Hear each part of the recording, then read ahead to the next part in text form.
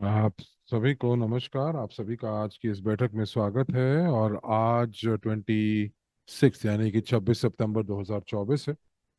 और पारंपरिक तरीके से हमारी आज गुरुवार को कार्यकारी बैठक होती है, जो कि जिसका प्रसारण सीधा होता है। और हम लोग सीधा प्रसारण प्रश्नों उत्तरों का भी करेंगे, जो कि सबसे ज्यादा पूछे जाने वाले प्रश्न होते हैं।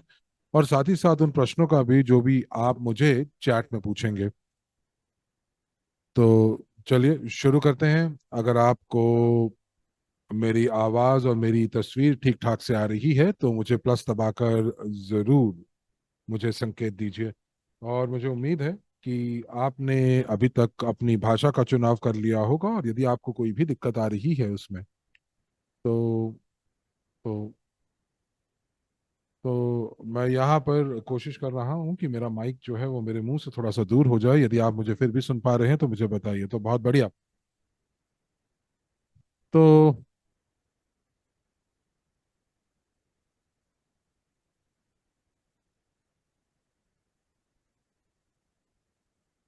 तो एक बार फिर से हम लोग अपनी इस बैठक की जो संरचना है उसको एक बार फिर से देखते हैं। तो आप चैट में मुझसे प्रश्न पूछेंगे और मैं उसका उत्तर दूंगा। तो यहाँ पर यहाँ पर एक ये बहुत ही बड़ी बैठक नहीं होगी। ये 45 या 50 मिनट की बैठक होगी। और हम लोग इसको समय पर खत्म करने की कोशिश करेंगे, परंतु मुझे लगता है कि मेरे लिए ये बहुत होंगे 50 मिनट, ताकि जो प्रश्न आपके पास है उसके उत्तर मैं दे सकूं। और इसी के साथ साथ हम लोग कुछ खबरों पे भी बात करेंगे जो अभी प्रकाशित हो रही हैं।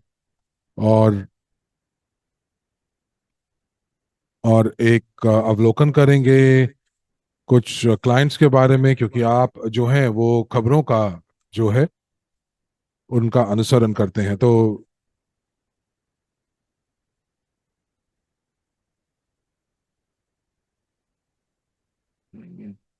यहाँ पर मुझे लगता है कि ये जो हमारा प्रारूप है, ये जो फॉर्मेट है, ये आपको पसंद आएगा। क्योंकि हम लोग हाल ही के अंदर बहुत ज्यादा खबरों के ऊपर दबाव डाल रहे हैं हम लोग का। और हम लोगों ने बात जो है बदलावों के ऊपर बात की है कि किस प्रकार से जो कंपनी की दिशा है वो बदल रही है, और हमारी कंपनी की जो उसके साथ जुड़ाव है वो भी किस प्रकार बदल रहा है। तो मैं यहाँ पर आपको बता सकता हूँ कि कोई भी प्रश्न यहाँ पर ऐसे नहीं होंगे, कोई भी प्रश्न ऐसे नहीं होंगे जिनका आपको उत्तर नहीं मिलेगा। तो चाहे वो स्ट्रिंग ट्रांसपोर्टेशन टेक्नोलॉजी से जुड़ा हुआ हो, हमारे प्लेटफॉर्म से जुड़ा हुआ हो, और इन सभी के उत्तर हमेशा आपको प्राप्त होंगे। और मैं इनका उत्तर जो है वो देने की पूरी कोशिश करूंगा। तो चलिए हम लोग शुरू कर सकते हैं अपने सत्र को। तो आप अपने प्रश्न पूछ सकते हैं, क्योंकि मैं आपके प्रश्नों का इंतजार कर रहा हूँ। बहुत बार जो चैट है, चैट में जो प्रश्न है वो डिविडेंड्स के ऊपर होते हैं। और और लाभांश से जुड़े हुए बहुत सारे प्रश्नों का मैंने पहले भी उत्तर दिया है। तो हम लोग अपना ध्यान जो है उसकी तरफ केंद्रित नहीं करेंगे। तो यहाँ पर वेरिका पूछ रही है कि कितने जो शेयर्स हैं जो अभी तक वो बिक चुके हैं। बता दें कि हम पाइक्स की बात करते हैं, तो प्री आईपीओ शेयर्स उसकी पूरी जानकारी मेरे पास नहीं है। और मुझे लगता नहीं है कि जो कंपनी है वो ऐसी जानकारी यहाँ प्रदान करेगी, क्योंकि वो गोपनीय जानकारी होती है। परंतु मुझे इतना जरूर पता है कि आप जो हैं, अगर हम लोग जो हैं, अ, अगर हम लोग थोड़ा सा हिसाब लगाएं तो आप अनुमान लगा सकते हैं कि कितने पाइप्स यानी कि प्री आईपीओ शेयर्स जो हैं वो बिके हैं।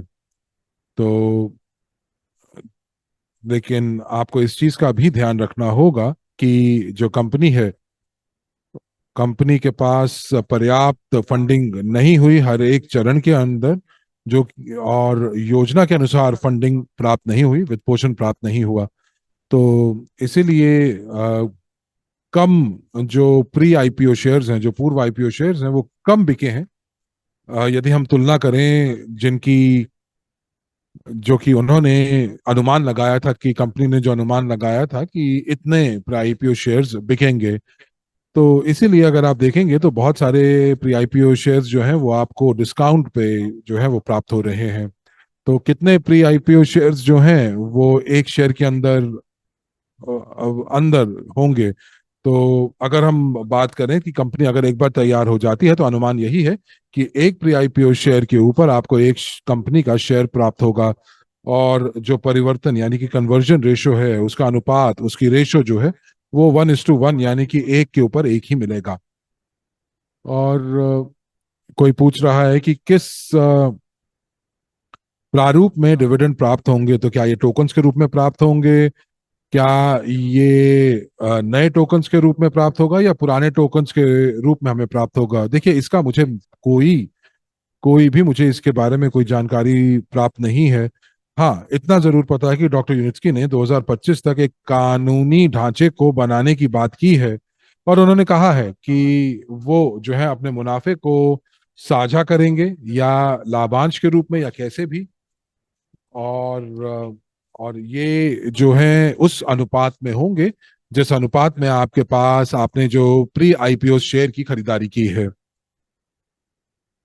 तो ये किस प्रकार होंगे, क्या क्या ढांचा होगा, कानूनी और वित्तीय ढांचा होगा, ये किसी को इस समय मालूम नहीं है। तो एरिना, जो कि इजराइल से पूछ रही हैं कि किस प्रकार की परियोजनाएं जो हैं वो पाइपलाइन के अंदर हैं जिनको फंडिंग दी जानी है, और किस प्रकार के जो प्रोजेक्ट्स हैं वो फंडिंग उनकी होगी। देखिए, दो तरह के प्रोजेक्ट्स हैं। एक तो स्ट्रिंग ट्रांसपोर्टेशन टेक्नोलॉजी, जिसके अंदर हम लोग यात्रियों की और मालवाहक यानी पैसेंजर्स और कार्गो, और आने वाले भविष्य के अंदर हम लोग हाई स्पीड ट्रांसपोर्टेशन के ऊपर भी काम करेंगे, तेज गति के ट्रांसपोर्टेशन यातायात के ऊपर भी काम करेंगे। और यदि आप सभी परियोजनाओं की बात करते हैं डॉक्टर यूनिस्की के पोर्टफोलियो के अंदर, तब तो वाकई में जो परियोजनाएं हैं, जैसे कि यूटेरा, जो कि एक बड़े स्तर पर हैं, जो कि क्राउड फंडिंग के माध्यम से होंगी, और उनमें से बहुत सारे, आप में से बहुत सारे लोगों ने इस मौके का फायदा उठाया, इस अवसर का फायदा उठाया, और आपने खरीदारी प्री आईपीओ शेयर की। जो पहली परियोजना थी वो यूएई में डॉक्टर यूनिट्स के द्वारा स्वयं जो है उसका शुभारंभ किया गया। और ये वो चरण था जब वो अपने फार्म के ऊपर कर रहे थे, और वो परीक्षण कर रहे थे ह्यूमस, जो कि, और यदि आप इस ह्यूमस के विषय से अगर आप परिचित हैं, तो आपको बता दें कि आपको मालूम ही होगा कि बहुत सारे प्रौद्योगिकी जो है वो प्रौद्योगिकी के प्रौद्योगिकी के प्रौद्योगिकी का इस्तेमाल कर कर जो है, जो कि मिट्टी है, मिट्टी की उर्वरता को वापस, यानी कि जो फर्टिलिटी ऑफ सॉइल, मिट्टी की उर्वरता है, उसको उसको जो है वो बनाया जा रहा है। और इसका, और क्राउड फंडिंग जो प्लेटफॉर्म है उसके वो भी, उसका उसका उसका मंच भी तैयार किया जा रहा है। तो आप इसके ऊपर भी जो है वो देख सकते हैं, निवेश कर सकते हैं एक प्लेटफॉर्म के ऊपर, और साथ ही साथ इस परियोजना पर भी निवेश कर सकते हैं। तो आने वाले भविष्य के अंदर मुझे लगता है कि और भी बहुत सारी परियोजनाएं आएंगी जो कि ह्यूमस से जुड़ी होंगी, और हमारा प्लेटफॉर्म जो होगा वो इसके साथ जरूर जो है वो जुड़ाव होगा। तो ये कुछ ऐसी चीजें हैं जो कि मैं जो है वो पीछे नहीं डालना चाहता हूं। और मैक्सिम ग्रेगरी पूछ रहे हैं कि मेरे एक बहुत ही अच्छे मित्र ने प्री आईपीओ शेयर्स जो है वो स्विक से खरीदे हैं, तो क्या उसको आरएसडब्ल्यू पे पंजीकरण करना अनिवार्य है यदि उसको रीब्रांडिंग होगी। जी हाँ, बिल्कुल। देखिए देखिए, जो भी पंजीकरण है, या मैं इसको अपने अलग शब्दों में बोलता हूं कि जो भी आपने खरीदारी स्विक प्लेटफॉर्म पर की है, वो स्वतः ही ऑटोमेटिकली आपके बैक ऑफिस में दिखाई देगी, RSW सिस्टम्स के अंदर। और जो आपको वहां पर जो है एक अवलोकन भी मिल जाता है पंजीकृत रजिस्ट्री का। तो हम लोग जो हैं बिल्कुल भी जिम्मेदारी नहीं लेंगे कि जो भी स्विग प्लेटफॉर्म के ऊपर हो रहा है, क्योंकि क्योंकि अब तो उसका जो जो उन्होंने बहुत सारी रीब्रांडिंग की है इतने कुछ सालों के अंदर, तो स्विग के नाम से कुछ भी नहीं है। और ये एक जो ये भी हो सकता है कि एक अनुमान ये भी हो सकता है कि आपका डेटा जो है वो गुम जाए, या जो है वो, लेकिन जो रजिस्ट्री है, जो रजिस्ट्रेशन हुई है आपकी, तो अगर आपके दोस्त ने हमारे साथ पंजीकरण किया होगा ग्रेगरी, तो आपका डेटा जो है, उनका जो डेटा है वो एकीकृत होगा। और वो जो RSW सिस्टम से जब हम माइक्रो ग्लोबल पर जाएंगे तो वो सारा का सारा एकीकरण भी उस डेटा का होगा। तो तो तो 2014 से जो प्रौद्योगिकी चल रही है, वो सारी की सारी चीजें जो है वो नए बैक ऑफिस में आपको प्राप्त होंगी। तो वाकई में इसका फायदा होगा यदि आप इसको अभी पंजीकृत कर लेते हैं, और फिर आप बिल्कुल ही नए और अद्यतित प्लेटफॉर्म की तरफ जाने के लिए, हस्तांतरित करने के लिए बिल्कुल तैयार हो जाएंगे। टेलीग्राम के अंदर एक खबर थी कि जो जो लेक्चर किया दिया गया था कि उन्होंने एक प्रौद्योगिकी के ऊपर जो है वो उन्होंने एक लेक्चर दिया था चाइनीज यूनिवर्सिटी के अंदर। और आपका ये डर है कि चाइनीज जो हैं वो उसको कॉपी कर लेंगे, उस प्रौद्योगिकी को कॉपी कर लेंगे। तो मैं आपको बता दूं कि डॉक्टर यूनिस्की ने इसको जो है उसको इंटेलेक्चुअल प्रॉपर्टी और साथ ही साथ कॉपीराइट भी करा लिया है। तो उन्होंने सभी महाद्वीपों के ऊपर, जिसमें और सभी देशों के अंदर, जैसे कि चीन और शायद अंटार्कटिका के महाद्वीप पर भी उन्होंने जो है वो कॉपीराइट करा लिया है। तो कोई जोखिम नहीं है कि जो है प्रौद्योगिकी को जो है ये चाइनी या चीनी लोग जो है उसको, उसकी प्रतिलिपि यानी कि कॉपी कर लेंगे। तो आपको ये भी बता दें कि जो जो चीनी प्रभाव है, वो चीनी प्रभाव हमारी संस्कृति में वो हर जगह व्यापक रूप से दिखाई देता है। तो जो आपका जो प्रश्न है वो कॉपी ही राइट का या उसकी कॉपी करने का, तो वो हो सकता है, एक अनुमान है यदि आप रिवर्स इंजीनियरिंग कर लेते हैं। लेकिन यदि आप पूरी की पूरी प्रौद्योगिकी के बारे में जानते हैं, उसको पंजीकृत करा लेते हैं, और आपको छोटी छोटी चीजों का पता है कि किस प्रकार से उसको बौद्धिक संपदा यानी कि पेटेंटिंग की जा सकती है, और किस प्रकार से आप उन चीजों का पेटेंट करें ताकि आपकी जो जो आपका वित्तीय जो वित्तीय फायदा है वो बना रहे, तो मैं इस बात से मैं ये कह सकता हूं कि फिर आपको कोई भी जो है नुकसान नहीं पहुंचा सकता। तो इसीलिए ये प्रौद्योगिकी बिल्कुल सुरक्षित है, और डॉक्टर यूनिस्की ने इसके बारे में पूरा ध्यान रखा होगा। एक और चीज ये भी बात है कि ये कंपनी किस प्रकार से विकसित करेगी कार्य को, और कंपनी किस प्रकार से इसका कार्यान्वयन करेगी।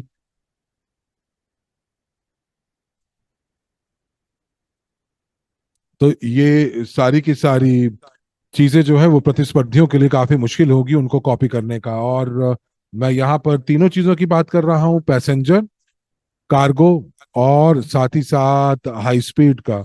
तो इसकी अभी जो जो वित्त पोषण है अभी बाकी है, फंडिंग बाकी है, क्योंकि हाई स्पीड जो जो परियोजना है उसका जो पंजीकरण, जो पूंजीकरण है, वो केवल और केवल 1 या 1.5% ही हुआ है। तो अगर हम लोगों को अपने को आपको प्रतिस्पर्धा से बचाना है, तो हम लोगों को ये देखना होगा कि कितने सक्रिय रूप से हम लोग इस प्रौद्योगिकी का फंडिंग करते हैं, इसका वित्त पोषण करते हैं। तो अब हम लोगों को फायदा है, क्योंकि जो जो यूएसटी जो कि एक जो कि विकास करने वाली कंपनी है, डेवलपमेंट कंपनी है, तो वो अब मांग में है। और साथ ही साथ यहाँ पर 2 कमर्शियल परियोजनाओं की मैं बात कर रहा हूँ, जो कि जो कि शहरी परिवहन, अर्बन, और साथ ही साथ कार्गो ट्रांसपोर्टेशन की बात कर रहा हूँ। ये दोनों के दोनों जो परियोजनाएं हैं इनकी मांग है, और कंपनी के पास इसके प्री ऑर्डर्स भी मौजूद हैं। और तो ये सभी परियोजनाएं जो है वो अलग अलग चरणों में है। कोई जो है वो प्री डिजाइन के चरण में है, और कोई जो है वो अभी फीजिबिलिटी के ऊपर काम कर रहा है। और तो यहाँ पर हम लोगों को, मैं ये कहूँगा कि हम लोगों को जो है वो फंडिंग की आवश्यकता है। और यहाँ पर फंडिंग जो है वो बहुत महत्वपूर्ण है, कि कहीं हमारी प्रौद्योगिकी चोरी ना हो जाए उसके लिए नहीं, लेकिन जितनी जल्दी ये प्रौद्योगिकी जो है वो कार्यान्वित होगी, जिसके ऊपर अमल होगा, तो ये सुनिश्चित करेगा कि जो जो ये प्रौद्योगिकी है वो चलन में आ जाए, व्यवहारिक रूप से शुरू हो जाए। और इसीलिए सक्रिय रूप से हम लोगों को इसकी फंडिंग करनी होगी, ताकि प्रतिस्पर्धा यानी कि कंपटीशन जो है वो हमारे इर्द गिर्द भी ना आए। तो जैसे कि अगर हम दूसरे विकल्पों की बात करते हैं, हाई स्पीड ट्रांसपोर्टेशन की, जो कि चुंबकीय रूप से यानी कि मैग्नेटिक लेविटेशन से चलते हैं, तो तो तो हम लोगों को जो है उसी उस अपने परियोजनाओं को आगे लेकर आना होगा। और साथ ही साथ आपको ये भी बता दें कि अगर हम लोग दूसरे मापदंडों को देखते हैं और तुलना करते हैं इन सभी प्रतिस्पर्धाओं से, जैसे कि सुरक्षा और गति, तो आपको बता दें कि हम लोग जो है काफी आगे हैं इन दोनों के दोनों अ, आयामों के अंदर। और ये सारी की सारी चीजें जो है हम लोगों पे निर्भर करेंगी कि कितना कितना जल्दी और कितना सक्रिय रूप से हम इसकी फंडिंग करते हैं। तो क्या कोई अभी खबर है यूएसए की परियोजनाओं के ऊपर? देखिए, अभी तो कंपनी जो है वो विकसित ही हो रही है, हम लोग कंपनी को बनाने में लगे हुए हैं। और उसके बाद ये निश्चय किया जा रहा है कि किस प्रकार से जो ये टेक्नोलॉजिकल प्लेटफॉर्म है, प्रौद्योगिकी का जो प्लेटफॉर्म है, वो कहाँ पर स्थित होगा, उसका हब कहाँ होगा, और या फिर यूनिट्स की टेक्नोलॉजी प्लेटफॉर्म कहाँ पर होगा, जहाँ पर दोनों चीजें, हाई स्पीड ट्रांसपोर्टेशन और साथ ही साथ मौजूदा परियोजनाएं जो हैं वो मौजूद होंगी। या फिर यूं भी हो सकता है कि डॉक्टर यूनिट्स की जो है एक नए महाद्वीप के ऊपर वो जो है पर्दा उठाएं, नए समाधानों के ऊपर, यातायात के यात्री और मालवाहक विकल्पों के ऊपर। परंतु मैं आपको फिर बता दूं कि ये मेरे व्यक्तिगत दृष्टिकोण है। परंतु हाँ, ये मैं बता दूं कि जो प्रक्रिया है, और कि किस प्रकार से आप कार्य संचालन कर सकते हैं यूएस के अंदर, वो लगातार तरीके से उस प्रक्रिया के ऊपर काम चल रहा है। वरिका कुछ पूछ रही हैं और मैं उनके संदेश को अनुवाद कर रहा हूं, एक क्षण दीजिए।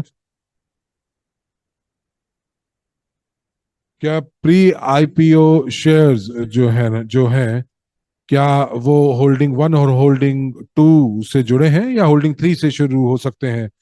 देखिए, वो कौन से होल्डिंग से, इससे कोई फर्क नहीं पड़ता। अगर आप एक बार होल्डिंग एक के ऊपर अगर आप पूरा वो पूरा भर जाता है, तो फिर आप होल्डिंग दो और होल्डिंग तीन की तरफ चल पड़ेंगे। तो कानूनी रूप से कोई फर्क नहीं है, तो इनमें कोई, इन तीनों के अंदर कोई फर्क नहीं है। तो इसीलिए आपको इसके ऊपर ज्यादा ध्यान केंद्रित नहीं करना चाहिए, परेशान नहीं होना चाहिए। तो आप बहुत ज्यादा परेशान मत होइए। सभी के सभी जो होल्डिंग हैं वो सभी होल्डिंग्स की समान शक्तियां हैं। तो एक और प्रश्न आ रहा है कि मेरी रजिस्ट्री के अंदर मुझे दिखाया जा रहा है कि मेरे पास 1,70,000 प्री आईपीओ शेयर्स हैं, और जबकि पहले जो है वो 5,60,000 शेयर्स हुआ करते थे। और 10 लाख, 1 लाख जो थे वो क्रिप्टो वॉलेट में चले गए, बाकी के कहाँ गए? देखिए, अगर वो रजिस्ट्री के अंदर नहीं है तो इसका मतलब कि आपने अभी तक समझौते के ऊपर हस्ताक्षर नहीं किया है, क्योंकि जब भी आप खरीदारी करते हैं तो आपको समझौते के ऊपर हस्ताक्षर करना होता है। जैसे कि आपने 25,000 पाइप्स, अगर आपने प्री आईपीओ शेयर्स आपने आपने लिए, तो आपको एक समझौते के ऊपर हस्ताक्षर करना होता है। और अगर आप 1,35,000 प्री आईपीओ शेयर लेते हैं तो आप समझौते पर हस्ताक्षर करते हैं और डेटा जो है वो रजिस्ट्री में चला जाता है। तो तो हो सकता है कि आपके पास जो समझौता हो वो 1,70,000 शेयर्स का और बाकियों का ना हो, तो आप जो है अपने बैक ऑफिस पर जाएं और समझौते के ऊपर हस्ताक्षर करें, तो आपका डेटा जो है वो स्वतः ही रजिस्ट्री में पहुंच जाएगा।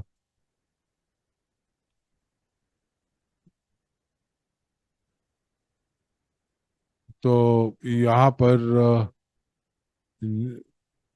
तो तो यहाँ पर मनोरंजन त्रिपाठी जी का प्रश्न है कि आप कौन से देश में सूचीबद्ध हो रहे हैं।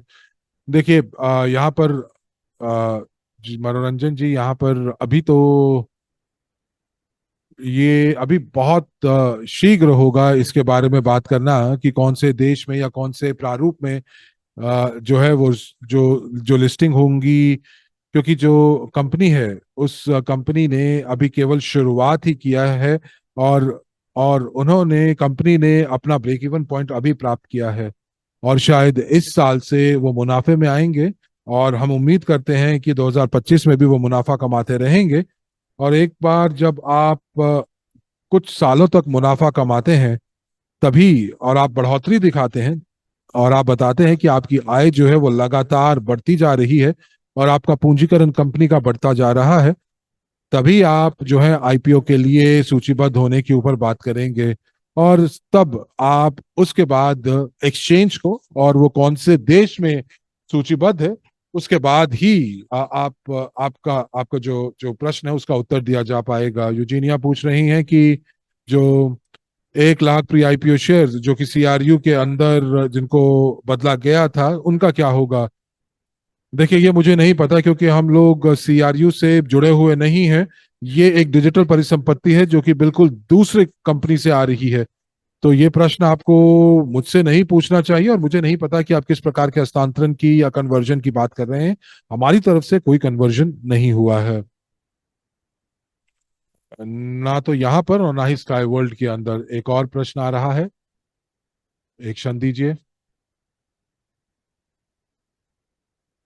अब 5 सालों के अंदर आपका अनुमान क्या है कि एक शेयर का मूल्य कितना होगा।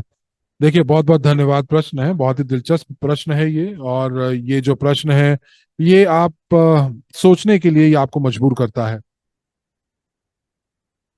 चलिए, आइए यहाँ पर थोड़ा सा तर्कपूर्ण बात करते हैं, लॉजिकल बात करते हैं, क्योंकि अगर हम हिसाब से जाते हैं कि ये सब चीजें जो है इस चीज के ऊपर निर्भर करेंगी कि कंपनी कंपनी का जो एक शेयर है उसका मूल्य किन चीजों के ऊपर आश्रित होता है। तो सबसे पहले तो होता है कि कंपनी कितने कितना मुनाफा कमाती है, और उसके बाद ये भी देखा जाता है कि कंपनी के पास कितने ऑर्डर्स हैं पाइपलाइन के अंदर और कितने प्री ऑर्डर्स हैं।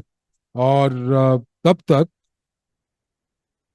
हम लोग तो यही चाहेंगे कि कंपनी ने जो है कुछ अपने जो परियोजनाओं के ऊपर काम करना शुरू कर दिया होगा या पूरा कर लिया होगा, संपदा जो है वो काफी बढ़ जाती है। और साथ ही साथ जो जो भविष्य की जो शेयर के मूल्य की क्षमता है वो भी बढ़ जाती है।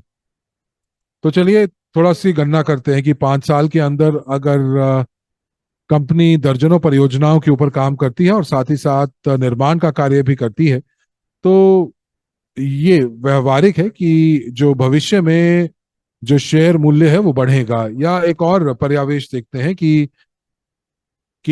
कंपनी के पास कुछ परियोजनाएं हैं, दर्जनों नहीं कुछ परियोजनाएं हैं,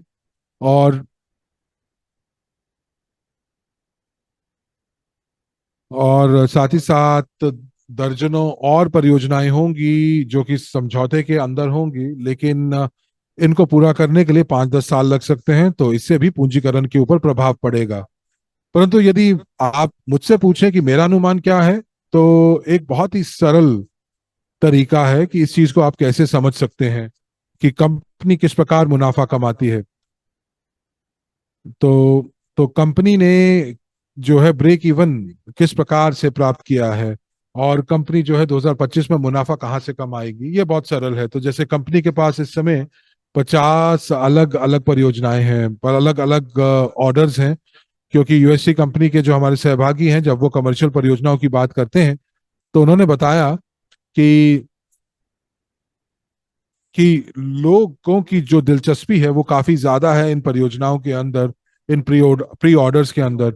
परंतु अगर हम लोग बात करें कि दिल की जो जो असली दिलचस्पियां हैं वो कितनी हैं, तो वो 50 हैं। मैं दूसरे शब्दों में कहूं तो मैं यहाँ पर कंपनी की कोई भी जो जो गतिविधियां हैं या परियोजनाएं हैं, हम उसकी दिलचस्पी की बात कर रहे हैं। तो देखिए, अगर आप विनिर्माण करते हैं बिल्डिंग्स का, अगर आप किसी इमारत का निर्माण करते हैं, तो चाहे वो इमारत जो है वो कमर्शियल हो या हाउसिंग हो, उसका इस्तेमाल क्या होना हो, तो मैं यहाँ पर जो है एक एक उदाहरण देता हूँ। और जो जो श्रीमान बकोई ने प्रश्न पूछा है, तो मैं उसको दूसरी तरह से समझाने की कोशिश कर रहा हूँ कि ये पैसा आएगा कहाँ से। और मेरा प्रश्न आपसे यही है कि जब कोई भी परियोजना शुरू होती है, जैसे कि अगर आप अपना निजी घर बना रहे हैं, या आप एक जब आप एक घर बना रहे हो, या आप एक नया मॉडल बना रहे हो गाड़ी का, तब ये परियोजनाएं कहाँ से शुरू होती हैं। उदाहरण के तौर पर मर्सिडीज जैसे आज निश्चय करती है कि आज वो एक एस क्लास गाड़ी जो है वो बनाएगी, तो अलेक्जेंडर कह रहे हैं कि डिजाइन से शुरू होता है, एक व्यवहारिकता से शुरू होता है, फिजिबिलिटी स्टडी से शुरू होता है, एक कह रहे हैं कि बजट से शुरू होता है, कोई कह रहा है कि आप पहले उसका उसका पूरा का पूरा आप उसका मॉडल बनाते हैं, विचार करते हैं। देखिए, हम लोग काफी आगे आ चुके हैं उस चरण से। और हम लोग यहाँ पर जो है फिजिबल स्टडी से आगे बढ़ चुके हैं, डिजाइन स्टेज से थोड़ा सा आगे बढ़ चुके हैं।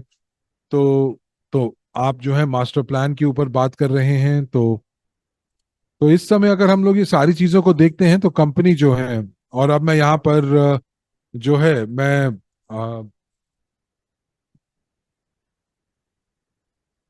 यहाँ पर सिद्धांत के रूप में बात कर रहा हूँ कि अगर कंपनी के पास एक उदाहरण के तौर पर 50 ऑर्डर्स हैं, और मैं यहाँ पर देखिए कि जो जो 50 में से जो परियोजनाएं हैं, 20 परियोजनाएं जो हैं वो इंजीनियरिंग डिपार्टमेंट तक पहुंचेंगे। तो तो सबसे पहले ग्राहकों को या क्लाइंट्स को ऑर्डर डालना पड़ता है, ताकि उनके परियोजनाओं के ऊपर फिजिबिलिटी स्टडीज की जा सके, उनके ऊपर व्यवहार्यता की जो परियोजना है वो बनाई जा सके। और जो इंजीनियरिंग का जो कार्य है, वो हो सकता है कि 5 5 मिलियन या 7 मिलियन डॉलर्स का खर्चा हो सकता है। ये निर्भर करता है कि परियोजना कितनी बड़ी है। तो इंजीनियरिंग जो कार्य है, वो 5% पूरे परियोजना का जो मूल्य होता है उतना होता है। जैसे कि इंजीनियरिंग के दस्तावेज बनाना, तो यदि आप 1,50,000 डॉलर, आप 1,50,000 मिलियन का कोई परियोजना है, तो 7.5 मिलियन जो है वो आपको एक फिजिबिलिटी के रूप में आपको प्राप्त होते हैं। अब उसके बाद और वेरिका जैसे कि एक इंजीनियरिंग कंपनी है, और वो एक मेयर है, और वो चाहती है कि ये बहुत जल्दी से अपने शहर के लिए ऑर्डर दें। और वो यातायात मंत्रालय के प्रमुख हैं, मंत्री हैं। तो अब वो इस समय अपना कार्यभार संभाल कर बैठे हुए हैं, और उसके बाद समय बीतता है, और कंपनी जो है उन्होंने अपनी गणना की, उन्होंने सारी की सारी गणनाएं जो हैं वो मेयर को प्रदान की। सभी खुश हैं, और कंपनी जो है अब विनिर्माण या कंस्ट्रक्शन के लिए जाना चाहती है, और परियोजना उस समय रुक जाती है, क्योंकि क्योंकि वेरोनिका जो कि मेयर है, उनका कार्यकाल खत्म हो गया है, और वो जो नया मेयर आ रहा है वो कहते हैं कि उनको स्ट्रिंग ट्रांसपोर्टेशन की आवश्यकता नहीं है। तो वो शायद ट्रैम से या ट्रॉली बसेस से ही पर्याप्त है उनके शहर के लिए। तो तो ये जो परियोजना है, वो परियोजना बस वहीं रुक जाती है।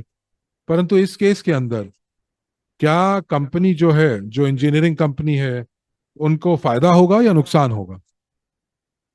मेरा प्रश्न आपसे यही है। तो एक बार फिर से बताता हूं कि अगर उन लोगों ने इंजीनियरिंग कंपनी से जो डिजाइन के लिए और फिजिबिलिटी स्टडी करवाया है, और उन्होंने उसके लिए भुगतान भी किया है। लेकिन जो परियोजना है वो इसलिए नहीं हो पाई क्योंकि जो राजनीतिक स्थिति ऐसी हुई, और राजनीतिक स्थिति के अनुसार जो है वो उन्होंने ढांचा जो है, उन्होंने ये कहा कि जितने भी जो परियोजनाएं शहर के ढांचे से यानी कि इंफ्रास्ट्रक्चर से जुड़ी हैं उसको वो वित्त पोषण नहीं करेंगे। तो मैं आपसे यही पूछूंगा, मैं यहाँ पर एक तर्क समझाने की कोशिश कर रहा हूँ, आप उसको जरूर समझिए कि आपको क्या क्या जो इंजीनियरिंग कंपनी है उसको उस समय फायदा होगा या नुकसान होगा। क्योंकि मैं यहाँ पर आपको आपको आपको जो उत्तर की तरफ जो है वो दिशा दिखाना चाहता हूँ। क्योंकि कंपनी जो है उनको मुनाफा प्राप्त होगा, और अभी ये परियोजना जो है, अभी जो कंपनी है उसके पास तो कोई भी परियोजना अभी मौजूद नहीं है। और यहाँ पर वेरा जो है वो बिल्कुल सही है, वो ये कह रहे हैं कि जो जो इंजीनियरिंग वर्क या इंजीनियरिंग कार्य क्षमताओं की जो परियोजनाएं हैं वो कभी भी रिफंड नहीं होती हैं, और उनका पैसा कभी वापस नहीं किया जाता है। अब जैसे कि अगर आप एक घर बना रहे हैं और आप एक आर्किटेक्चर के पास जाते हैं और उसको कहें कि आप मेरे घर का एक डिजाइन बना दीजिए, आप जो है देखिए कि क्या क्या चीजें, क्या क्या डिजाइन बन सकते हैं, और आप घर किस प्रकार से दिखाई देगा और कहाँ पर चीजें, कौन सी चीज कहाँ होगी। और मेरे जिंदगी में ऐसा कुछ हो जाता है कि मैं उस घर को आगे नहीं बढ़ा पाता हूँ, परंतु डिजाइनर जिसको जिससे मैंने डिजाइन मांगा, जो आर्किटेक्चर जिसने अपना काम किया, जिसने बहुत ईमानदारी से अपना काम किया, और उनको भुगतान पहले ही किया जा चुका है, और उन्होंने ये कहा कि ये डिजाइन है, ये डिजाइन ए है, ये डिजाइन बी है, ये डिजाइन सी है, और आप चुनाव कर लीजिए कि कौन सा डिजाइन आपको चाहिए। परंतु मैं उनकी कोई गलती नहीं है, मेरी योजनाएं बदल गई हैं, या आप यूं कह लीजिए कि मैं अपने घर को इस समय नहीं बनवा सकता हूं। तो तो तो उनको जो है आर्किटेक्चर को वो भुगतान हुआ है जो कि नॉन रिफंडेबल है, यानी कि जो वापस नहीं दिया जाएगा। तो उसी तरह जब भी कंपनी कमर्शियल परियोजनाओं के अंदर जाती है, और जो उनके ग्राहक होते हैं, जो क्लाइंट होते हैं, वो डिजाइन के लिए पैसा देते हैं या फिर वो फिजिबिलिटी स्टडीज के लिए पैसा देते हैं, तो कई बार ऐसा होता है कि वित्तीय कारणों की तरफ से, या प्रतिस्पर्धा की वजह से, या राजनैतिक परिस्थितियों की वजह से जो परियोजनाएं हैं वो कभी भी निर्माण के चरण तक नहीं पहुंच पाती हैं। परंतु कंपनी जो है उसको पहले से ही जो है पहले चरण का पैसा मिल चुका होता है। तो जब कंप जो जब देखिए, अगर कंस्ट्रक्शन जो है वो जो निर्माण कार्य, जो परियोजना का जब वो शुरू हो जाता है, और उसके ऊपर जो है लोग कार्य करना शुरू कर देते हैं, कॉन्ट्रैक्टर्स जो हैं वो सभी दिशा निर्देशों को मानते हैं, और परियोजना जो है वो लॉन्च हो जाती है, शुभारंभ हो जाता है, तो कंपनी जो है वो अतिरिक्त मुनाफा कमाती है। उस समय कंपनी को जो है वो रॉयल्टी भी प्राप्त होगी प्रौद्योगिकी का इस्तेमाल करने के लिए, उनके कुछ लाइसेंस के समझौते होंगे, और भी बहुत सारी प्रक्रियाएं होंगी जो कि जो कंपनी की जो पहुंच है वो अतिरिक्त मुनाफे की तरफ बनाएंगी।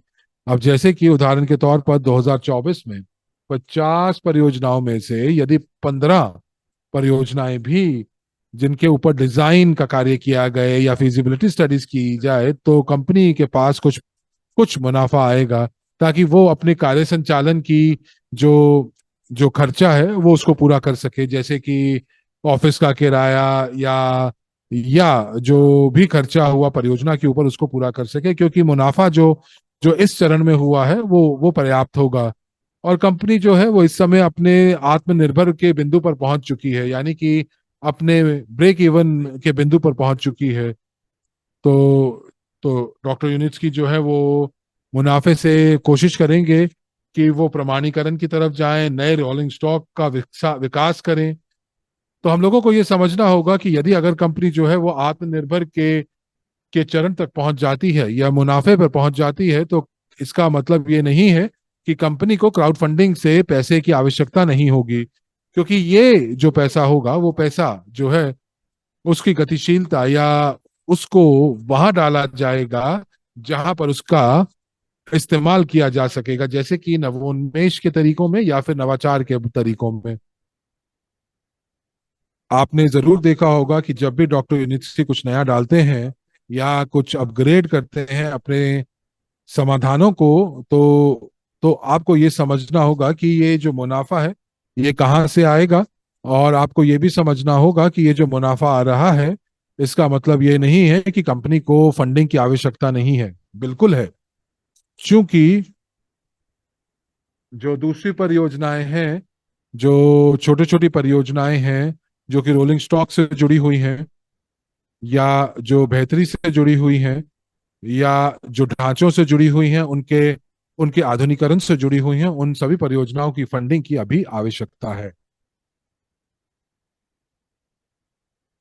तो मुझे उम्मीद है कि आप सभी को अब जो है ये स्पष्ट हो गया होगा कि कंपनी जो है किस प्रकार से 2024-25 में मुनाफा प्राप्त करेगी, और या फिर जो आत्मनिर्भर का बिंदु है, ब्रेक इवन पॉइंट है, उस तक उसको जरूर बरकरार रखेगी। तो अलेक्जेंडर कह रहे हैं कि बिल्कुल बिल्कुल सही स्पष्ट हो चुका है, और मुझे उम्मीद है कि अलेक्जेंडर की तरह आप सभी को भी स्पष्ट हो गया होगा। मुझे चैट में जरूर बताइए।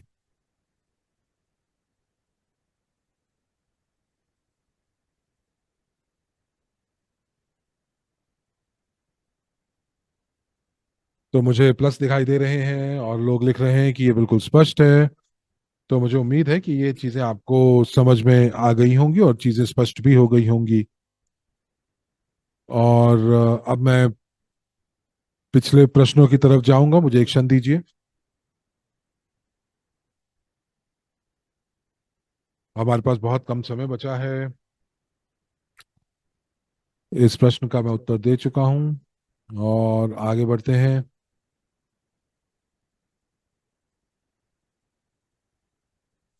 क्या हम लोगों को हाई स्पीड ट्रांसपोर्टेशन से डिविडेंड्स या लाभांश प्राप्त होंगे? जी हाँ, हम लोग इसके अंदर जरूर हिस्सा लेंगे।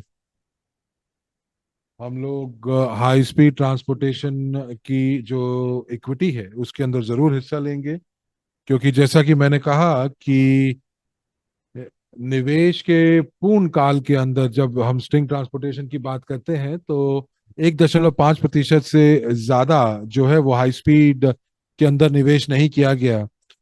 तो ये जो पैसा था वो पैसा किस चीज के ऊपर जो है वो निवेश किया गया? आपको याद होगा 2018 में एक इनो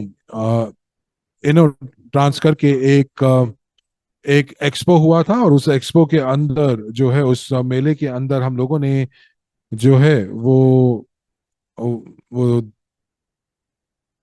हम लोगों ने 1 किलोमीटर के स्ट्रेच के ऊपर, 1 किलोमीटर के रास्ते पर हम लोगों ने जो है इस प्रौद्योगिकी को पूरा होते हुए देखा था। परंतु हम लोगों को पूरा पैसा चाहिए 25 किलोमीटर की पटरी बिठाने का, और उसके बाद उसके परीक्षण करने का, इंजीनियरिंग के ऊपर जो खर्चा करना है, फिजिबिलिटी स्टडीज डिजाइन के ऊपर खर्चा करना है, और उसके बाद प्रमाणीकरण की अगर हम बात करते हैं तो ये बहुत सारा पैसा है जो कि अभी निवेश होगा। तो मौजूदा स्तर के ऊपर अगर हम लोग जो है 26 सितंबर 2024 की बात करें तो हम लोगों ने हाई स्पीड ट्रांसपोर्ट के फंडिंग के ऊपर निवेश किया है, और एक बहुत ही कम प्रतिशत में निवेश किया है। और अगर निर्णय ये होगा कि हम लोगों को या हाई स्पीड ट्रांसपोर्टेशन को जो है एक अलग परियोजना में बांटा जाएगा, और एक और केवल 1% ही जो है वो फंडिंग की जाएगी, और एक अलग परियोजना बनेगी हाई स्पीड ट्रांसपोर्टेशन के लिए, तो हम लोग ये अपेक्षा कर सकते हैं कि 1.5% हमारे जो शेयर्स हैं वो उनकी हिस्सेदारी इस परियोजना के अंदर होगी। परंतु आपको ये भी समझने की आवश्यकता है कि हाई स्पीड ट्रांसपोर्टेशन जो है वो बहुत गहरी परियोजना है, क्योंकि आप देखेंगे कि जो लंबाई है ट्रैक्स की वो बिल्कुल अलग है, और जो मूल्य है या जो लागत है इन परियोजनाओं का या ट्रैक्स का वो बिल्कुल अलग है। और एक बार जब कंपनी जो है अपने पूंजीकरण के पूरे स्तर को प्राप्त कर लेगी, तब हम लोगों को महसूस होगा और हम लोग इसको महसूस कर पाएंगे, और तभी हम लोग जो है वो भुगतान की तरफ सोच सकते हैं।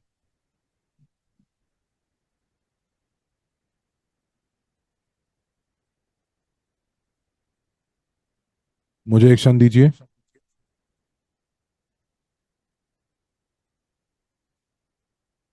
कितना डिविडेंड की राशि जो है वो दी जाएगा, एक न्यूनतम राशि के ऊपर क्या आप कुछ अनुमान लगा सकते हैं? देखिए, मुझे अनुमान लगाना बहुत अच्छा नहीं है, या अटकलें लगाना अच्छा नहीं लगता। और एक बार जब कंपनी जो है वो मुनाफा करना शुरू कर देती है, और कंपनी जब घोषित करेगी कि कितना मुनाफा हुआ है, तब सभी शेयर धारकों के साथ जो है उसको उसी अनुपात में उसको बांटा जाएगा कि जितने प्री आईपीओ शेयर्स आपके पास होंगे। मैं आपको जो है स्पष्ट राशि तो नहीं बता सकता हूँ, परंतु यही यही चीजें जो हैं वो इस यही यही एक प्रक्रिया है जिसका अनुसरण किया जाएगा। क्या हम लोगों को एक केवल 1% मिलेगा? देखिए, इसका मैंने आपको उत्तर दे दिया है। और हम लोग अब बात करते हैं प्रमाणीकरण की, सर्टिफिकेशंस की। तो सभी सर्टिफिकेट्स, प्रमाणीकरण और जो रजिस्टर एंट्रीज हैं वो प्रदेश के अंदर होती हैं, जिस प्रदेश के अंदर से आप लिख रहे हैं। बल्कि बैक ऑफिस में आपके पास विकल्प होंगे कि आप जो है आप प्रमाणीकरण जो है पीडीएफ के अंदर, जो प्रमाण प्रमाण पत्र हैं, जैसे कि शेयर धारक प्रमाण पत्र यानी कि शेयर होल्डर सर्टिफिकेट, वो आपको पीडीएफ के अंदर आपको अपने बैक ऑफिस में प्राप्त हो सकते हैं। और यदि आपको यदि चाहते हैं कि आप इसको प्रिंट आउट लेना चाहते हैं, तो आप इसको डाउनलोड कर सकते हैं। आप इसको पेन ड्राइव के अंदर भी सेव कर सकते हैं, और उसके बाद आप उसका प्रिंट आउट निकाल सकते हैं। तो मैं आपको वैसे बता दूं कि जो जो जो प्रमाण पत्र है वो केवल और केवल यही बताता है कि आपने जो रजिस्टर्स हैं, जो शेयर रजिस्टर है, शेयर होल्डर रजिस्ट्री है, उसके अंदर जो है वो आपने जो है पंजीकरण करा लिया है। और ये बहुत ही महत्वपूर्ण दस्तावेज है, इससे ज्यादा महत्वपूर्ण कुछ भी नहीं है। तो मैं यहाँ पर अनुशंसा करूंगा कि आप सर्टिफिकेट्स को आप अभी ऑर्डर मत कीजिए, बल्कि आप माइक्रोन ग्लोबल प्लेटफॉर्म के ऊपर जब हम हस्तांतरण कर लें, तब आप उसके बैक ऑफिस से अपने सर्टिफिकेट्स, अपने प्रमाण पत्रों को आप डाउनलोड कर सकते हैं, जो कि डॉक्टर यूनिस्की ने स्वयं जो है उसके ऊपर हस्ताक्षर किए होंगे। और उसके बाद आप उसे दीवार पर टांग सकते हैं, और आप बता सकते हैं कि आप इस प्रौद्योगिकी के पार्टनर हैं। और श्वेतलाना, यदि आपने अभी तक पैसे दे दिए हैं इसके प्रमाण पत्र को प्राप्त करने के लिए, तो मैं देखूंगा कि आपको ये पैसे जो है वो रिफंड कर दिए जाएं। क्या कोई जोखिम है, ये प्रश्न आ रहा है, कि हमारे जो परिसंपत्तियां हैं उनको उनको उनको जो है वो फ्रीज कर दिया जाएगा, क्योंकि प्रतिबंध मौजूद हैं? या जो रूसी प्रांत के जो लोग हैं, जो रूसी बोलने वाले लोग हैं, उनके सभी परिसंपत्ति को जो है वो फ्रीज कर दिया जाएगा? देखिए, ऐसा नहीं है। देखिए, मैं भी रूसी बोलता हूँ, मैं भी इसी प्रांत से हूँ। और ये जो जो अवसर है, ये सहमालिक बनने का अवसर है। स्ट्रिंग ट्रांसपोर्टेशन टेक्नोलॉजी ने जो आपको अवसर दिया है वो विश्व व्यापक स्तर पर है। तो ये इससे कोई फर्क नहीं पड़ता कि आप किस भाषा को बोलते हैं या आप कौन से देश से हैं। तो जो कंपनी जिसके पास ये भौतिक संपदा है, यानी कि इंटेलेक्चुअल प्रॉपर्टी है, वो ब्रिटिश कानून के अंतर्गत जो है वो पंजीकृत है, तो यहाँ पर कोई जोखिम नहीं है।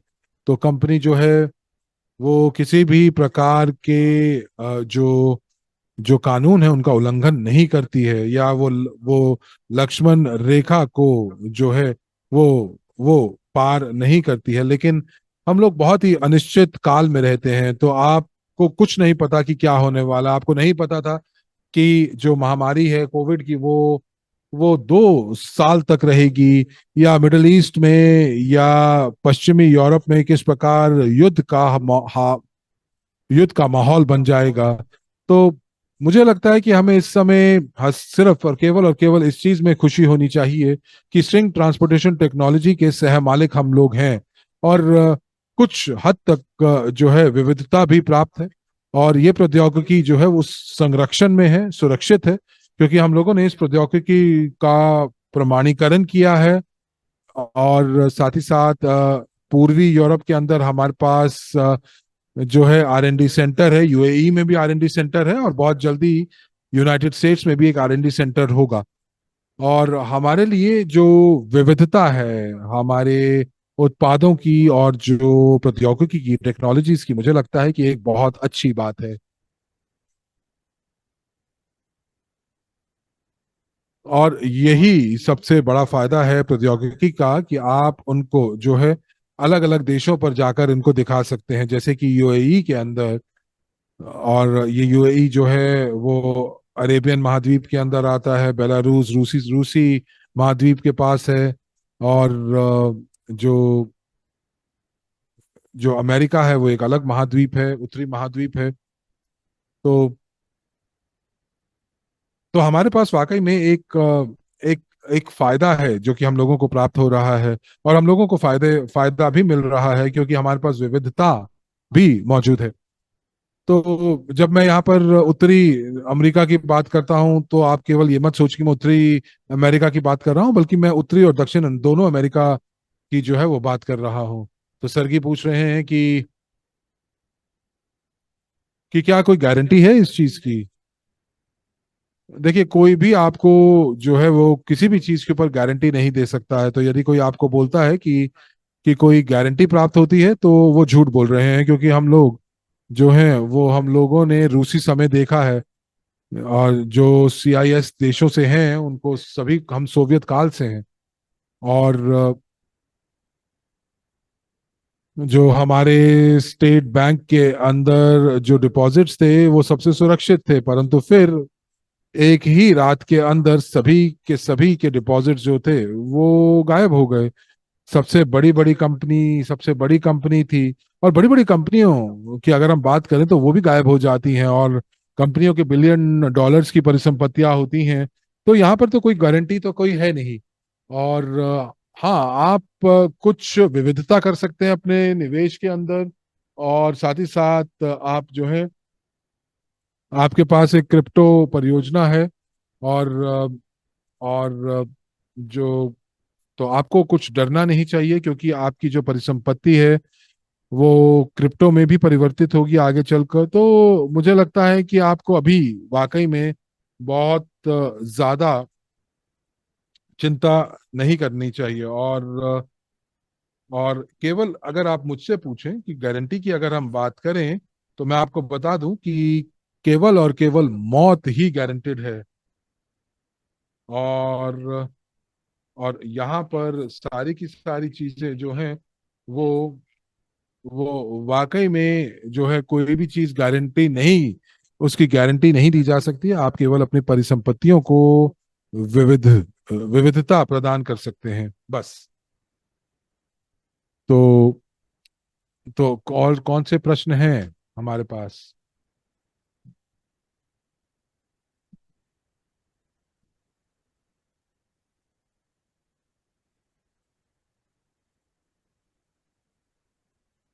क्या डॉक्टर यूनिट्सकी को बड़े बड़े निवेशक प्राप्त हो सकते हैं यूनाइटेड स्टेट्स में?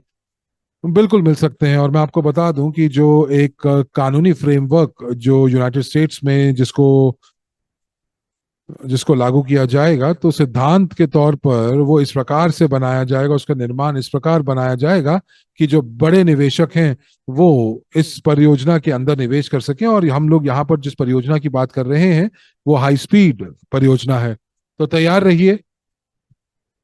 अमेरिका खास तौर पर आप जो हैं, क्योंकि चूंकि आप अंग्रेजी बोलती हैं, तो एक बार जब कानूनी निवेशक मॉडल का शुभारंभ होगा, तो हम लोग जो है यूनाइटेड स्टेट से भी बहुत सारे निवेशकों को आकर्षित कर सकते हैं। तो वहां पर बहुत मेहनत करने की आवश्यकता है, तो आप जरूर तैयार हो जाइए। कोई कह रहा है कि हम अंग्रेजी उनको प्राप्त नहीं हो रही, आप प्राप्त कर सकते हैं, बस आपको केवल और केवल निर्देशों का अनुसरण करना है। बहुत बढ़िया दोस्तों। और आपके सभी प्रश्नों के उत्तर दिए जा चुके हैं, और यदि कोई प्रश्न नहीं है तो मैं अगले हिस्से की तरफ जा सकता हूँ यदि तब तब तक आप प्रश्न चैट के ऊपर लिख सकते हैं। तब तक जो है मैं हाल ही के खबरों की ऊपर बात करूंगा। कंपनी ने पांच जो शीर्ष पांच जो 2024 की जो वैज्ञानिक परियोजनाएं हैं उसमें कंपनी का नाम है शीर्ष पांच परियोजनाओं के अंदर। और सबसे मैं कुछ खबरों को पढ़ना चाहूंगा। तो सबसे बड़ी उपलब्धता जो उपलब्धियां माफ कीजिएगा जो प्राप्त हुई हैं और जो 2024 की तीसरी तिमाही के अंदर जो इवेंट्स हैं कि वै, सातवीं वैज्ञानिक कॉन्फ्रेंस जो है उसको हम पहले जो है वो गैर रॉकेट अंतरिक्ष जो एक्सप्लोरेशन है उसके बारे में हम उसको बोला जाता था। और ये बहुत सारे लोग जो डेलीगेट्स थे जो कि जो कि वैज्ञानिक जो कि वैज्ञानिक समुदाय से थे वो अलग अलग देशों से आते थे। वो डॉक्टरेट उनको प्राप्त होती थी तकनीकी साइंस के अंदर होते थे। वो प्रमुख होते हैं अलग अलग यूनिवर्सिटीज के अलग अलग विभागों के डीन्स होते हैं। और साथ ही साथ भारत के जो राजमार्ग और यातायात के मंत्री भी वहां पर मौजूद थे। और ये एक और चिन्ह है कि डॉक्टर यूनिस्की की प्रौद्योगिकी के ऊपर जो दिलचस्पी है वो बढ़ती जा रही है। और डॉक्टर यूनिस्की का को जो है वो जीनियस माना जा रहा है। और एक और बहुत ही महत्वपूर्ण तथ्य ये भी है कि डॉक्टर यूनिस्की के पास यूनाइटेड स्टेट्स जाने का वीजा प्राप्त हुआ है। और एक आम नागरिक के रूप में नहीं बल्कि एक ऐसे नागरिक के रूप में जिन्हें सम्मान दिया जाता है वैज्ञानिक क्षेत्र के अंदर। ये एक ओवन वीजा है जो सभी को नहीं दिया जाता। वो केवल केवल उन लोगों को दिया जाता है जिन्होंने वैज्ञानिक क्षेत्र में सांस्कृतिक क्षेत्र में राजनीतिक क्षेत्र में जो है लोगों को दुनिया को अपना लोहा मनवाया है। तो डॉक्टर यूनिस्की को ऐसा वीजा प्राप्त हुआ है और वो बेलारूस के नागरिक ही रहेंगे। और ये सारी की सारी राजनीतिक जो इस समय स्थिति चल रही है ये एक काफी दिलचस्प तथ्य भी है। इसके बाद जो कंपनी की भागीदारी है वो अलग अलग अंतरराष्ट्रीय इवेंट्स के अंदर भी रेखांकित की जा रही है। कंपनी ने ब्रिक्स गैलेंट्री फोरम के अंदर भी भाग लिया क्योंकि ब्रिक्स जो है उसके अंदर बहुत सारे देश जो हैं वो सम्मिलित हैं। कंपनी ने उस प्लेटफॉर्म का इस्तेमाल किया अपने कार्य को दिखाने के लिए। एक साथ ही साथ विद्यार्थियों के लिए एक लेक्चर का भी आयोजन किया गया चीनी यूनिवर्सिटी के अंदर। तो मैग्देस्ता कोसेरोवा जो कि इंजीनियरिंग टेक्नोलॉजी की सीईओ हैं जो कि स्प्रिंग टेक्नोलॉजी की इंजीनियरिंग कंपनी भी है। तो वो वो जो है फोर्ब्स मैगजीन में उनका एक लेख प्रकाशित हुआ है। और वो जो है आमतौर पर फोर्ब्स पत्रिका के अंदर अपने अपने लेखों को प्रकाशित करती रहती हैं। और ये मैं आपके साथ साझा करूंगा और जो इसका शीर्षक था शहरी यातायात। एक क्षण दीजिए मुझे। इनका जो शीर्षक था कि शहरी दुनिया के अंदर यातायात क्यों महत्वपूर्ण है। और उन्होंने इस शीर्षक का बहुत अच्छे से जो है वो अ, वो उन्होंने साझा किया। और मैं आपके साथ जो है वो लेख का लिंक जो है वो मैं साझा कर रहा हूँ। अगला प्रश्न है कि क्या आप हम लोगों को बता सकते हैं कि वो स्टिक स्थिति की डिविडेंड्स कब दिए जाएंगे। तो कोई बोल रहा है कि देखिए आपको शायद आपने मुझे बिल्कुल भी नहीं सुना शुरुआत में। और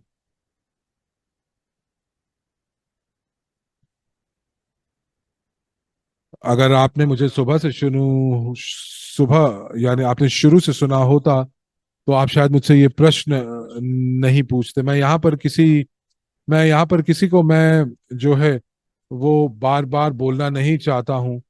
और मैं यहाँ पर मैं किसी को अपमानित भी नहीं करना चाहता हूँ, लेकिन मैं आपको बता दूं कि जब हम लोगों ने डॉक्टर यूनिस्की की साल के अंत की रिपोर्ट को जब हमने देखा था, तो उन्होंने कहा कि 2025 तक उन्होंने कहा था कि एक कानूनी और एक वित्तीय फ्रेमवर्क जो है वो बनेगा, और उन्होंने ये कभी नहीं कहा था कि 2025 में वो लाभांश यानी कि डिविडेंड भी वो है वो उसका उसका आवंटन करेंगे। केवल इसका ये मतलब है कि लाभांश जो है वो 2025 में नहीं दिया जाएगा, और आप मुझसे स्पष्ट और सटीक स्थिति पूछ रहे हैं। ये मुझे लगता है ये थोड़ा सा हास्यास्पद भी है। और साथ ही साथ यहाँ पर मैं किसी का अपमान नहीं करना चाहता हूँ, परंतु आप इसको व्यक्तिगत तौर पर मत लीजिएगा। अलेक्जेंडर कह रहे हैं कि उन्होंने जो है वो डिविडेंड्स उन्होंने दिए हैं, और उन्होंने कहा कि आपने वॉलेट्स की जांच कीजिए, और साथ ही साथ उन्होंने एक हंसती हुई एक स्माइली भी डाली है, तो वो मजाक कर रहे हैं इसके ऊपर। तो आप थोड़ा ध्यान से सुनिए जो मैं कह रहा हूँ। तो दोस्तों, आगे चलते हैं, तो समापन की तरफ चलते हैं, और मेरे पास यहाँ पर आपके लिए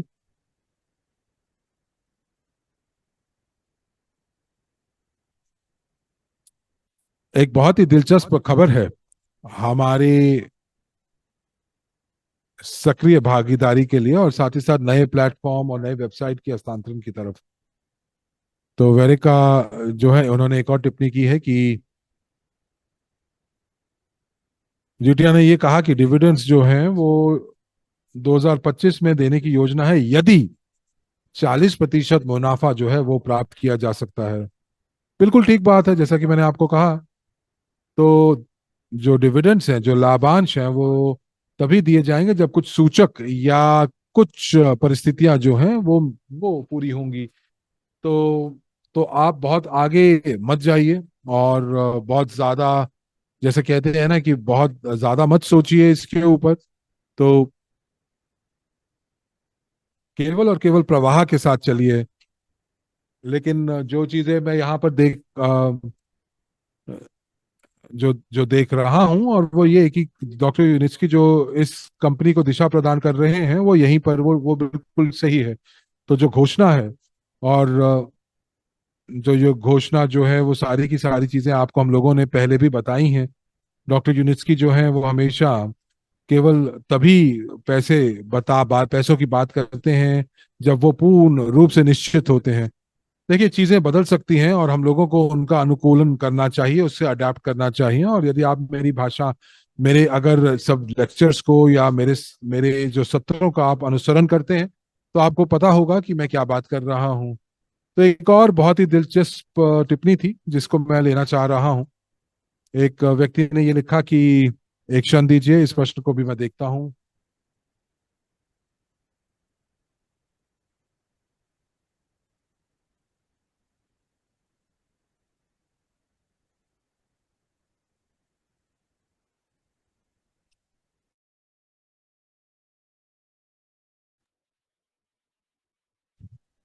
तो सार ये था उस प्रश्न का कि जिस व्यक्ति ने वो लिखा था कि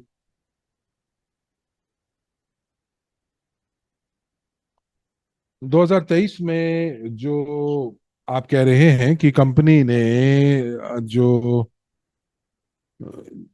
जो कि जो कि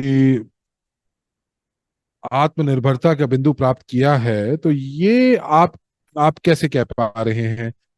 तो देखिए, ये अगर हम लोग 2023 के वित्तीय रिपोर्टों को देखते हैं, तो जब वित्तीय वर्ष खत्म होता है, तो कंपनी जो है ऑडिट यानी कि लेखा पालन के प्रक्रिया से गुजरती है, और उनके पास एक रिपोर्ट प्राप्त होती है जो कि आधिकारिक रूप से कंपनी की वेबसाइट के ऊपर प्रकाशित होती है।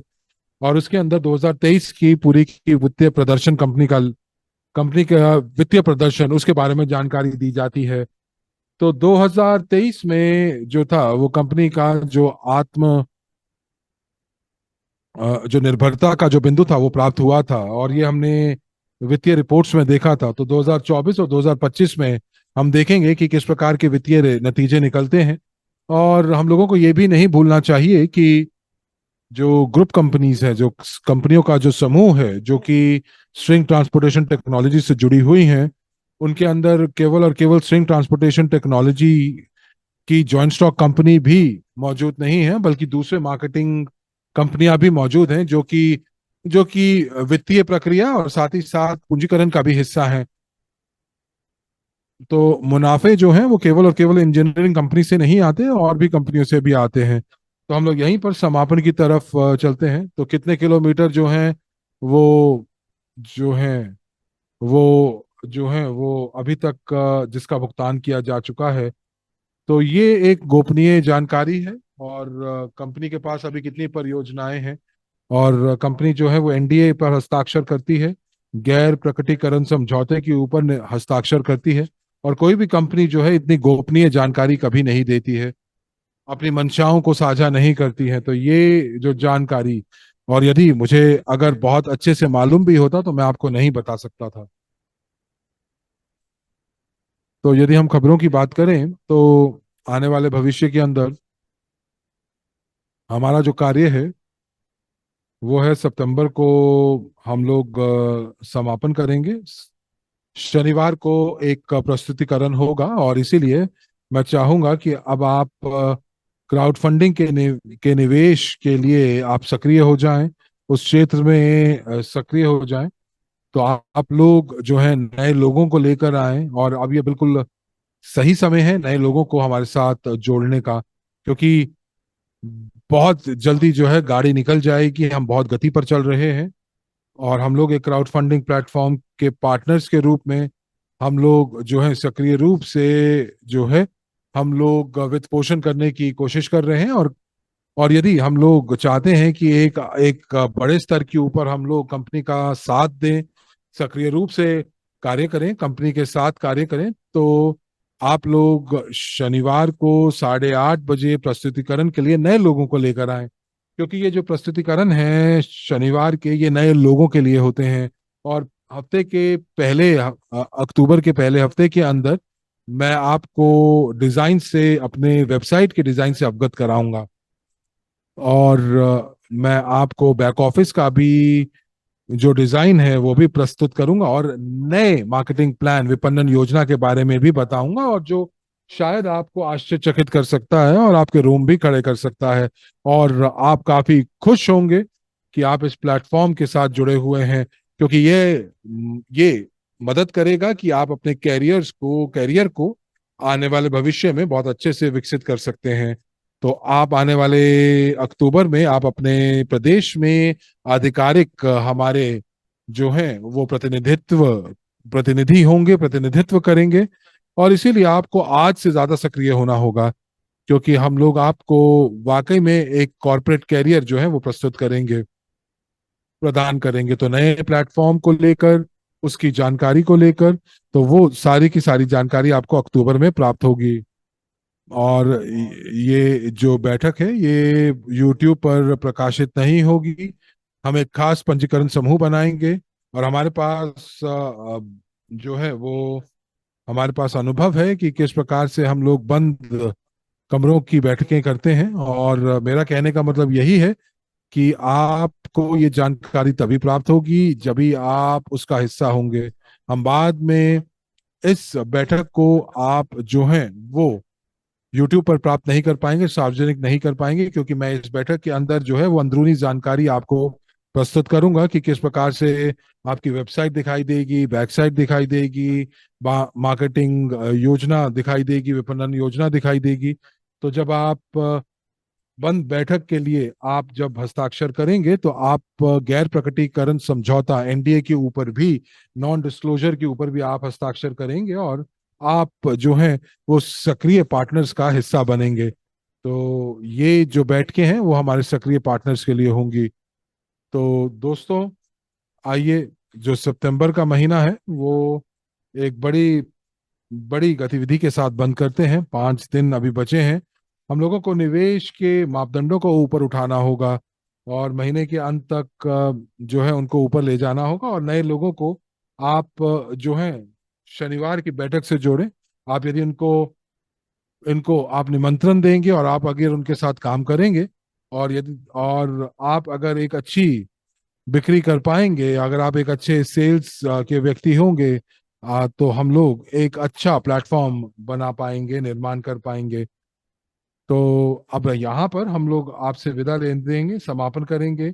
1 घंटे से ज्यादा समय हो चुका है। आपने अपने प्रश्न पूछे, बहुत ही आशावादी और सकारात्मक प्रश्न थे। कुछ प्रश्नों को छोड़कर, जहां पर आपने पूछा कि आपको पैसा कब मिलेगा, तिथि स्पष्ट कीजिए, नहीं तो इन सभी प्रश्नों को छोड़कर मुझे लगता है कि मैं काफी खुश हूँ, क्योंकि हम लोगों के पास अब जो दर्शक हैं उनको काफी ज्यादा पता चल चुका है कि हम लोग किन चीजों की बात कर रहे हैं। आप मुझे समझ पा रहे हैं, मैं आपको समझ पा रहा हूँ।